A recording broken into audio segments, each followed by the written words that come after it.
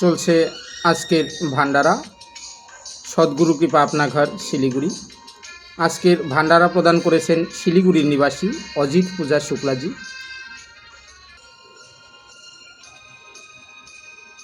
আমরা অজিত এবং পূজা শুক্লাজির দীর্ঘ জীবন কামনা করছি। সঙ্গে ভান্ডারা সেবায় রয়েছেন গোপাল পাণ্ডেজি, শিলিগুড়ির নিবাসী অজিত পূজা শুক্লাজি, সঙ্গে পাণ্ডে গোপাল পাণ্ডেজি। আমরা সদ্গুরু কৃপা আপনাঘরের পক্ষ থেকে ওনাদের পরিবারের সকলের মঙ্গল কামনা করছি। দীর্ঘজীবী হোক ওনারা, সুন্দর সাবলীল হয়ে উঠুক ওনাদের সাংসারিক জীবন। আজ 22শে মে দুপুরের ভান্ডারা সেবা